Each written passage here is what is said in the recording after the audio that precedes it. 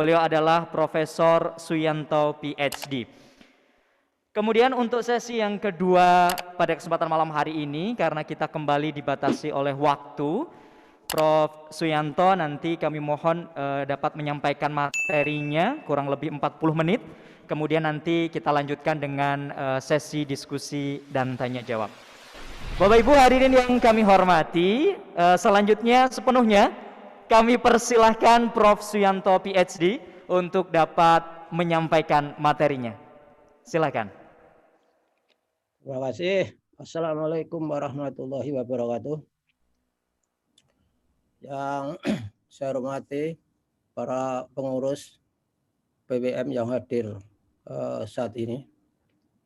Terima kasih atas undangan untuk saya bisa bicara di sini. Saya akan berbicara mengenai kompetensi pendidikan anak-anak di masa pandemi sesuai dengan permintaan panitia. Oleh karena itu, izinkan saya share untuk menyampaikan materi saya.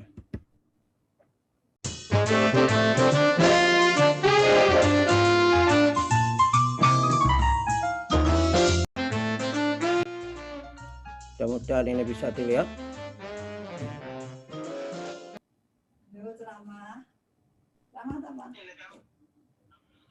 Saudara-saudara, saya akan merekam bagian sisi saya. Terima kasih host telah memberikan izin saya untuk melakukan recording. Baiklah, kita awali bahwa ketika kita mendidik anak-anak kita, itu kita memiliki apa yang disebut dengan setting kita. Saat ini yang paling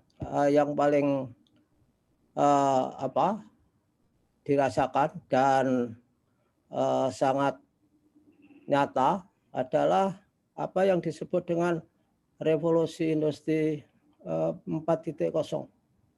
di mana di situ kita akan mendidik anak-anak dan guru juga akan menghadapinya berbagai persoalan yang muncul, karena di revolusi industri 4.0 ini adalah ciri khas yang penting itu adanya konektivitas. Jadi saling keterhubungan, baik itu berupa keterhubungan orang, mesin, proses, program, dan juga memiliki smart technologies, teknologi yang pintar, memiliki juga big data dan artificial intelligence, machine learning, dan sebagainya. Itu semua berimplikasi pada proses pendidikan kita. Nah, inilah faktanya bahwa sekarang ini kemajuan teknologi mengakibatkan akses orang-orang ke internet itu sangat luar biasa. Saat ini ada 178 juta orang Indonesia akses internet. Dan internet ini paling cepat perkembangannya. Ini membawa implikasi pada proses pendidikan, karena ada di revolusi industri 4.0 itu ada fenomena IoT, Internet of Things, semua ditaruh di internet. Saudara menemukan apa saja di internet. Saudara mengetik nama saya, itu saudara akan dipandu oleh Google, diberi peta jalan sampai ke kamar saya. Luar biasa itu. Saudara ingin mencari resep masakan, ada juga. Ingin membuat bom juga ada. Ingin hidup sehat juga ada. Ingin membangun keluarga sakinah, mawadah, warohmah juga ada. Pokoknya ada semua. Sehingga implikasinya ialah bahwa peran guru itu untuk belajar pengetahuan ini semakin tidak penting, karena sudah disediakan oleh artificial intelligence, inteligensi buatan yang itu lebih setia, tidak berdusta ketika mempunyai data dan bisa diakses dari mana saja. Nah, inilah yang saya katakan tadi, implikasi dari revolusi industri 4.0 itu, tenaga kerja global itu akan beralih profesi sebanyak 75 sampai 375 juta orang. Ini akan beralih profesi. pekerjaan digantikan oleh artificial intelligence, oleh robot. Robot-robot sudah menggantikan pekerjaan banyak orang, banyak proses produksi. Saudara lihat bahwa di bank itu sekarang sudah tidak ada teller yang dipajang. Zaman saya mahasiswa masuk ke Jogja tahun 71, semua bank itu persaingannya ya bersaing teller. Jadi cantik-cantikan tellernya itu. Sekarang sudah nggak ada teller lagi. Karena semua orang sudah melakukan perbankan dari rumah melalui mobile banking, SMS banking, internet banking, apapun. Bahkan beli saham juga sudah bisa, membeli obligasi bisa dari rumah saja. Tol-tol sudah nggak ada yang jaga, sudah hilang semua, diganti dengan mesin. Nah, oleh karenanya saya kira pendidikan, kompetensi anak-anak itu juga harus berubah. Jadi inilah keadaannya 65% anak-anak sekolah dasar sekarang ini akan menghadapi jenis-jenis pekerjaan baru yang saat ini belum ada. Dan seperti apa pekerjaan itu. Oleh karenanya saya kira kompetensi yang diberikan kepada anak-anak kita itu adalah kompetensi yang adaptif, yang bisa disesuaikan dengan pekerjaan-pekerjaan baru yang saat ini belum muncul. Jadi tidak bisa anak-anak diberi sebuah kompetensi yang itu sangat-sangat rigid sehingga dia tidak bisa berkembang kemana-mana. Ini contoh sebagai keterampilan yang sangat penting. Jadi 10 top 10 skill important in the workforce. Jadi 10 keterampilan yang harus dimiliki yang ataupun yang paling dibutuhkan di dalam pekerjaan misalnya. Saudara lihat, misalkan saya nulis 2015. 2015 itu kita masih old normal. Kita belum memiliki pandemi. Apa ya, Cak? Itu complex problem solving. Jadi anak-anak kita ini harus diajari bagaimana memecahkan masalah. Bagaimana merumuskan masalah. Bagaimana mengidentifikasi. Walaupun itu masalahnya kecil saja, tetapi ini harus dilatih. Jadi supaya kompetensinya ada. Kemudian coordinating with others, bekerja sama dengan orang lain. Kemudian bagaimana memanage orang, berpikir kritis, bisa negosiasi, membuat kualitas terhadap pekerjaannya, kemudian memiliki pertimbangan-pertimbangan untuk mengambil keputusan dan active listening. Ini sangat luar biasa fenomenanya sekarang anak-anak tidak bisa mendengarkan karena fokusnya gagal kemana-mana. Kemudian kreativitas. Apa yang terjadi di new normal misalkan saja, yaitu di tahun 2020 ini serta-merta sudah berganti. Coba lihat kita lihat di PowerPoint ini. Yang pertama complex problem solving. Ini dari 5 tahun, masa 5 tahun masih diperlukan. Kemudian critical thinking itu menjadi naik dari 4 menjadi 2. Ada pergeseran-pergeseran. Begitu pula kreativitas, people management ini bergeser semua. Sehingga message-nya adalah bahwa perubahan dunia ini cepat sekali. Oleh karena itu, pendidikan harus bisa melakukan adaptasi. Semua orang, perusahaan, organisasi, apapun yang tidak bisa melakukan adaptasi itu akan gulung tikar, akan mati. Seperti laptop yang dulu terkenal, sekarang sudah nggak ada karena nggak bisa beradaptasi. Seperti misalkan saja Fujitsu, Toshiba, Sony, itu dulu hebat. Saya punya itu sekarang sudah nggak ada lagi barangnya. Sudah stop, sudah discontinue produknya. Nah, kemudian apa yang terjadi berikutnya? Ini tahun 2022 juga sudah berubah lagi. Yang pertama bukan lagi complex problem solving, kepintaran, skill, kecakapan yang harus dimiliki itu. Di sini adalah analytical thinking dan innovation. Kemudian active learning, sehingga belajar sepanjang hayat. Itu sama dengan sebetulnya ajaran agama kita bahwa kita wajib belajar sejak dari ayunan sampai liang lahat. Kemudian ada kreativitas, teknologi desain, critical thinking, complex problem solving malah sudah turun. Mengapa complex problem solving turun? Karena sudah bisa dibantu oleh komputer. Komputer itu dulu hanya dipersepsikan bahwa komputer itu hanya merupakan partner manusia untuk mengambil keputusan. Jadi ini alat bantu. Tapi sekarang komputer itu tidak saja membantu manusia, bisa menggantikan manusia. Karena komputer sekarang dengan artificial intelligence itu bisa diprogram untuk menganalisis keadaan dan memutuskan. Jadi tidak usah seperti nunggu keputusan manusia. Bisa dilakukan seperti itu. Leadership, kemudian emotional intelligence, reasoning, problem solving, and ideation. Jadi ide-ide baru, kemudian berpikir yang rasional, memecahkan masalah itu menjadi penting. Dan sistem analysis and evaluation. Nah, ini berubah.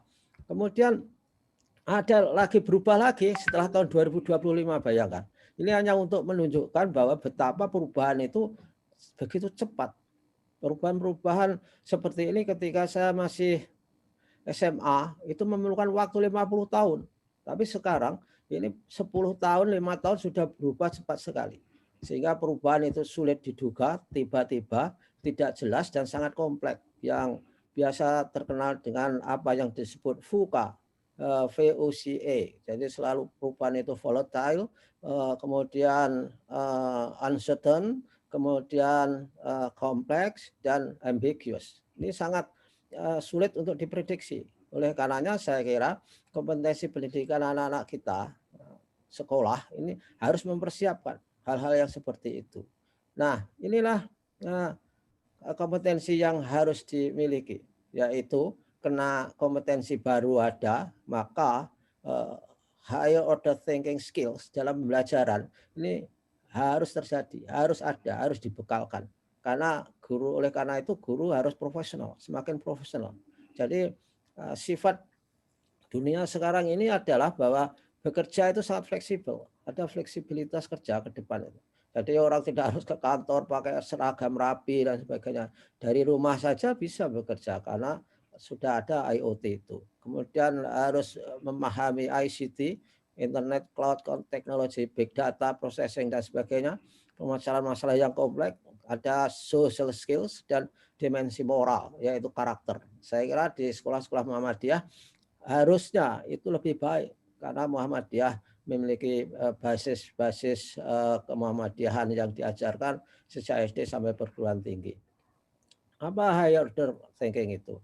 High order thinking itu merupakan suatu kegiatan untuk meminimalisir kemampuan mengingat kembali informasi, hanya recall, dan assessment lebih mengukur pada kemampuan yang merupakan higher thinking, yaitu termasuk menunjukkan pemahaman akan informasi dan bernalar.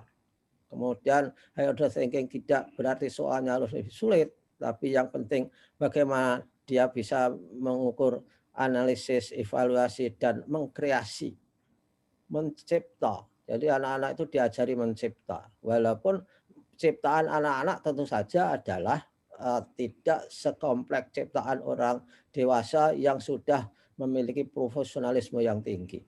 Mungkin di rumah anak-anak diajari mencipta, mungkin diajari masak, diajari membuat lauk sendiri, mencipta bagaimana anak-anak bisa memiliki alat-alat untuk membersihkan kamarnya sendiri dan sebagainya. Yang penting dia adalah menghasilkan sesuatu.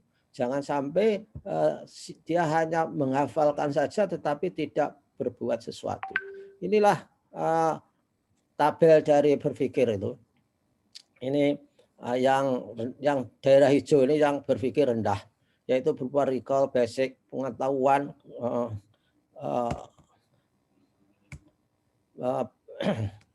jadi berupa pengetahuan, pemahaman, penerapan, mengingat, memahami, menerapkan, ini rendah semua. Yang mulai tinggi itu yang di merah-merah ini nih.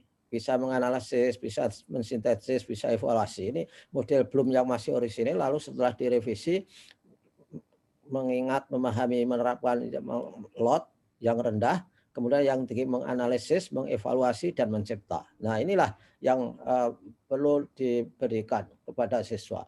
Nah, proses kognitif ini tadi ini hanya dipindah ke dalam tabel seperti ini. Ini penjelasannya, mengingat itu apa, memahami, membangun arti, pembelajaran, mengaplikasikan, melakukan atau menggunakan prosedur di dalam situasi yang tidak biasa. Nah, mulai menganalisis ini, coba lihat yang mereka harus masuk ke dalam high order thinking skill itu.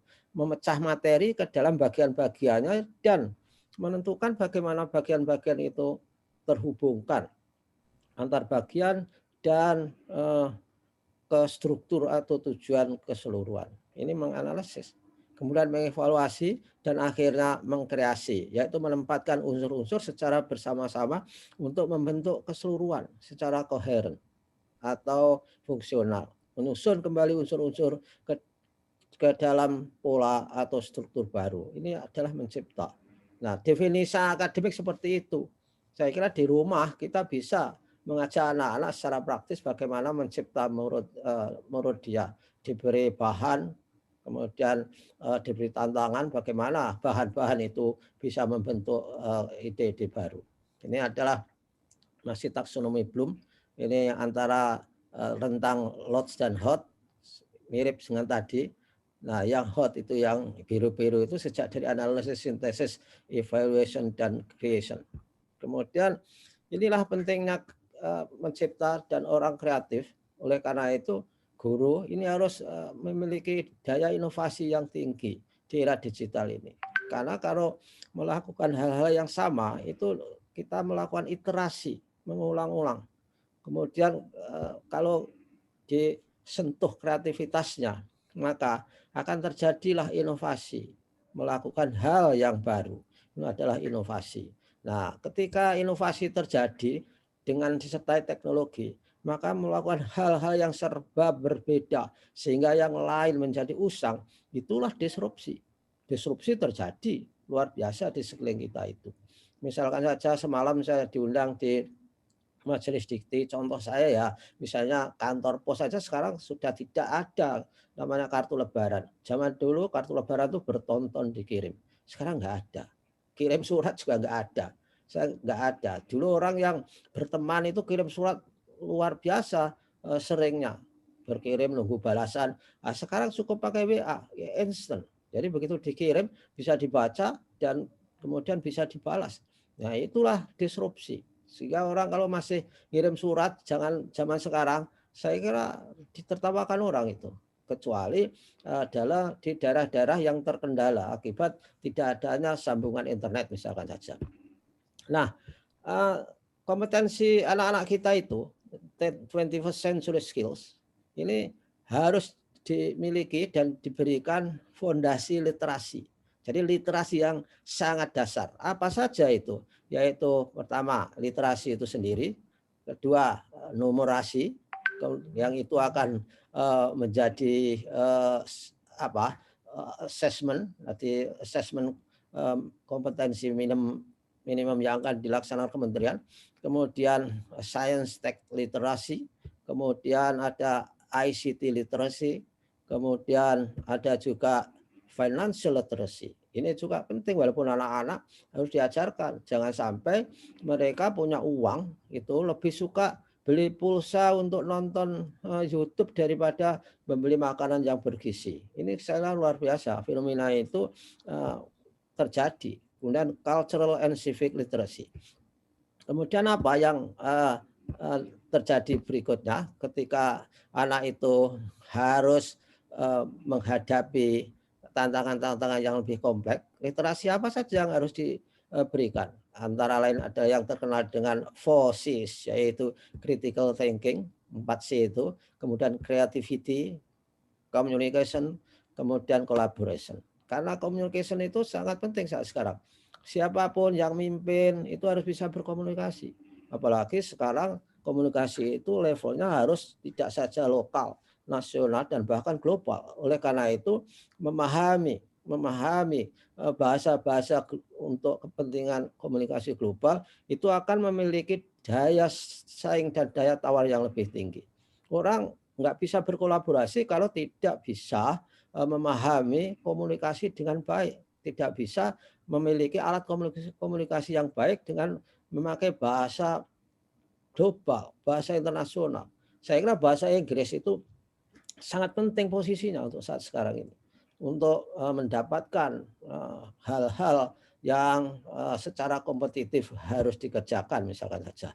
Nah berikutnya kompetensi yang harus dimiliki ketika siswa kita itu harus mengenal dan bergaul dengan lingkungannya, di lingkungan yang sangat berubah-ubah, sangat berganti-ganti. Sekarang yang namanya iklim saja ganti luar biasa, yang disebut dengan global climate change itu luar biasa. Sehingga sekarang itu mempengaruhi pola hidup orang, pola hidup tumbuhan dan sebagainya. Ya apa itu yang harus dimiliki? Ya curiosity, keingintahuan anak-anak itu.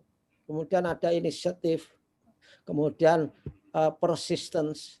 Anak-anak jangan mudah menyerah, itu diberi motivasi bahwa kita itu jangan sampai bermalas-malas karena agama mengajarkan setelah menyelesaikan satu pekerjaan harus segera menyelesaikan pekerjaan yang lain. Kemudian adaptif ini yang saya katakan tadi, ini sangat fundamental bagi sebuah kehidupan.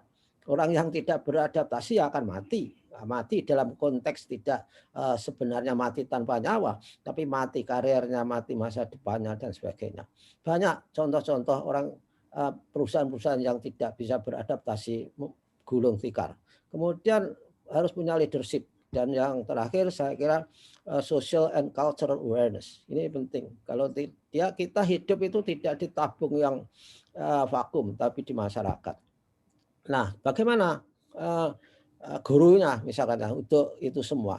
Guru di era revolusi industri 4.0 itu proses belajar mengajarnya ini harus diawali dengan guru yang profesional.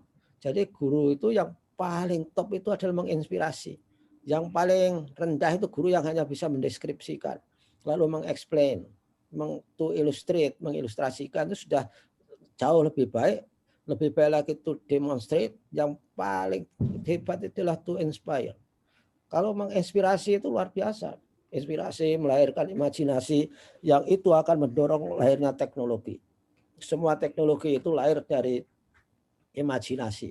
Oleh karenanya saya kira guru merupakan faktor utama dalam menentukan keberhasilan proses belajar mengajar. Belajar mengajar yang bagaimana? Itu ya mengajar tentang belajar, yaitu learning how to learn. Itu yang lebih penting. Ini kalau kita mendapatkan persoalan, kemana kita harus pergi? Kemana kita harus mencari pemecahan? Itulah prinsip dari learning how to learn. Nah, oleh karenanya saya kira harus ada transformasi. Setiap orang itu mentransformasikan dirinya dengan cara belajar learning to be, learning to create, learning to care, learning to live together, learning to do, learning to learn, grow and develop, learning to know, dan learning to lead. Ini sangat menantang buat orang-orang yang ingin mentransformasi kehidupannya ke dalam kehidupan yang lebih bermakna. Nah, oleh karenanya saya kira kita tidak bisa, tendik, guru, tenaga pendidikan, tidak bisa berada di comfort zone. Itu yang menyebabkan orang nggak bisa bertransformasi. Jadi di zona nyaman. Jadi dia sudah begitu saja lah, sehingga dia akan memiliki semboyan business as usual. Kalau tidak, dia harus keluar dari zona nyaman, di zona-zona yang sudah memiliki kecemasan tentang apa yang terjadi di lingkungannya, apa yang menjadi diskrepansi dari dia dan tuntutan kerjanya. Dan paling tidak kemudian yang paling bagus lagi keluar di learning zone, karena di zona belajar itu dia akan memiliki tantangan-tantangan dan problem, dan bisa di-cope, bisa di-handle problem-problem itu. Kemudian dia memiliki skill baru, itu sehingga terjadi upscaling dan reskilling. Kemudian mengextend comfort zone itu ke dalam zona-zona yang merasa dirinya itu selalu tertantang. Yang terakhir, yang paling baik kondisinya untuk guru dan siswa itu adalah growth zone. Jadi di zona yang tumbuh, sehingga tidak seperti business as usual, sehingga punya tujuan, kemudian punya mimpi. Orang gagal itu karena nggak punya tujuan yang jelas. Kadang-kadang mahasiswa saya kalau ditanya apa tujuan kamu, saya ingin menjadi muslimah yang baik dan ingin membahagiakan orang tua. Terlalu abstrak tujuan itu menurut saya. Ya mungkin untuk mahasiswa, saya ingin jadi mahasiswa dengan IP tinggi, keterampilan tinggi, ada bisa bekerja, itu saya kira lebih realistik. Ukurannya jelas. Jadi jangan abstrak. Yang penting mimpi itu harus ada. Itulah di Amerika, itu kalau mau pilihan presiden itu selalu aja kampanye itu American Dreams, karena Amerika itu dibangun dari mimpi-mimpi untuk keunggulan negaranya. Kemudian ada lagi mengenai ini set goals tadi yang saya katakan harus terukur tadi. Kemudian bisa mencapai tujuannya. Nah, bagaimana kompetensi siswa masa pandemi? Saya kira di masa pandemi ini terjadi ketidaksiapan sistem dan guru di era new normal ini. Guru dipaksa dan itu adalah sambil bekerja sambil belajar, bootstrapping. Jadi oleh karenanya saya kira banyak yang tergopoh-gopoh, banyak yang gagap menghadapi proses belajar di masa pandemi ini. Karena apa? Karena dipaksa belajar dari rumah sehingga guru harus membungkus program belajarnya itu secara daring, tidak serta-merta itu bisa. Walaupun sekarang sudah lebih baik, walaupun belum baik, karena sudah belajar demi sedikit demi sedikit. Orang tua juga tidak siap menjadi pendamping anak-anak. Sehingga anak-anak kita di rumah itu banyak yang di-abuse oleh orang tuanya. Jadi banyak yang mendapatkan kekerasan dari orang tuanya. Saudara kan pernah lucu-lucu, jengkel dan sesak. Saya melihat anak-anak yang diajari orang tuanya frustrasi berteriak-teriak di WA. Saya yakin saudara juga punya WA yang viral itu, yaitu ketika orang tuanya mengajari Pancasila disuruh bilang ketuhanan yang Maha Esa, nggak bisa. Ketuhanan, selalu bilang kehutanan, selalu bilang begitu, sampai rasanya frustrasi, kita juga ikut merasa sesak dada. Anak secara kultural juga tidak siap belajar dari rumah, karena anak itu inginnya selalu punya ikatan emosional dengan temannya, dengan gurunya, bisa main, bisa lari-lari dan sebagainya. Sehingga di rumah itu merasa seperti di penjara saja, kecuali di rumah yang fasilitasnya serba mendukung. Orang tuanya juga kooperatif dan infrastrukturnya adalah lengkap. Itu bisa mereka siap untuk belajar dari rumah. Belajar sambil belajar itu terjadi di masa pandemi ini. Belajar teknologi, belajar materi, belajar kultur, tentang belajar tanpa ketemu orang, ketemu gurunya. Kemudian pemenuhan terhadap capaian kompetensi sulit dilakukan. Jadi bagaimana kompetensi anak-anak di masa pandemi? Jelas itu tidak ada yang growth, kecuali anak-anak yang memiliki otonomi, memiliki kesadaran, memiliki kemandirian, itu bisa, dan itu jumlahnya tidak banyak. Anak-anak kita itu belum otonom, sehingga mereka itu tidak tahu apa yang harus dipelajari. Walaupun program kita itu ada yang muluk-muluk, anak-anak belajar harus disenang-senangkan, saya kira itu tidak tentu berhasil mencapai tujuan. Belajar menyenangkan itu adalah terjadi jika anaknya senang belajar. Kalau anaknya tidak senang belajar, itu tidak terjadi belajar menyenangkan duluan. Yang penting buat saya belajar itu adalah harus menantang. Ketika memecahkan persoalan yang menantang itu, baru dia senang. Nah inilah, oleh karena itu, sekarang ini di masa pandemi itu jelas kompetensi anak-anak turun. Tapi saya punya pikiran baru, yaitu pusat menjadi catur pusat pendidikan. Ki Hajar Dewantara mengajarkan ada 3 pusat ini, lingkungan keluarga, sekolah, masyarakat. Ini semua dalam keadaan bingung ketika pandemi ini karena mendadak tidak siap dan secara kultural juga merupakan asing, maka dia tergopoh-gopoh dan serba ragu, marah dan sebagainya. Jadi lingkungan keluarga juga ini penting. Sekolah iya, masyarakat iya. Tapi sekarang saya menambahkan lingkungan belajar di Tripusat itu menjadi catur pusat. Ada tambahan lingkungan baru, yaitu lingkungan media sosial. Ini luar biasa itu lingkungan media sosial. Pengaruhnya terhadap anak-anak kita. Medsos di YouTube misalkan saja luar biasa. Dan bagaimana itu menjadi predator bagi pendidikan kita. Banyak selebriti itu mempunyai konten yang sangat-sangat porno, sangat-sangat mengeksploitasi seksualita misalkan. Dan banyak pertanyaan-pertanyaan tamunya itu sama saja yang ditanyai, yaitu pertanyaan yang sangat porno. Saya maaf nggak bisa menyampaikan di sini karena saya tidak yakin bahwa pendengar dari ini pertemuan ini adalah semua sudah dewasa. Yang penting pertanyaannya itu ada pertanyaan tentang kehidupan orang dewasa yang seperti suami istri ditanyakan. Kan itu kan menginspirasi anak-anak. Sehingga dari saudara Wakil Ketua KPAI itu banyak drop out karena kehamilan. Apalagi diberi inspirasi seperti ini. Luar biasa anak-anak kita itu nanti. Dan ini nggak ada regulasi. Padahal itu kalau menurut undang-undang pornografi jelas sudah masuk kategori pornografi. Ini terutama orang anak konten-konten yang selebritis itu luar biasa. Baru ditayang 3 hari yang nonton sudah 5 juta.